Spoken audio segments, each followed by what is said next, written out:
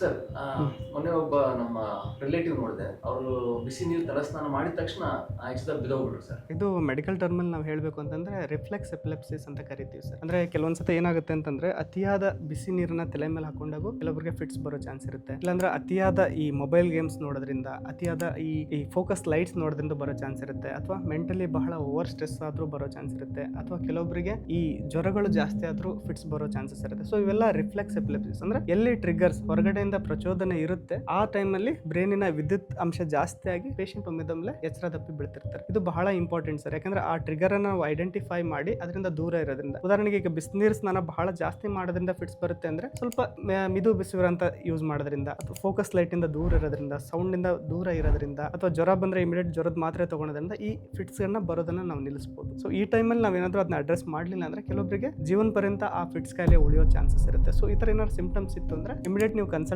ಮಾಡಿ ನಾವು ಅದನ್ನ ಟ್ರಿಗರ್ನ ಐಡೆಂಟಿಫೈ ಮಾಡಿಬಿಟ್ಟು ಆ ಟ್ರಿಗರ್ ಅನ್ನ ಅವಾಯ್ಡ್ ಮಾಡೋದು ಹೇಗೆ ಅಂತ ಹೇಳ್ಕೊಡ್ತೀವಿ. ಸೊ ಅದರಿಂದ ನೀವು ಮುಂದೆ ಎಪಿಲೆಪ್ಸಿ ಆಗೋದನ್ನ ಅಥವಾ ಫಿಟ್ಸ್ ಕಾಯಿಲೆ ಪರ್ಮನೆಂಟ್ ಆಗಿ ಉಳಿಯೋದನ್ನ ನಿಲ್ಲಿಸಬಹುದು.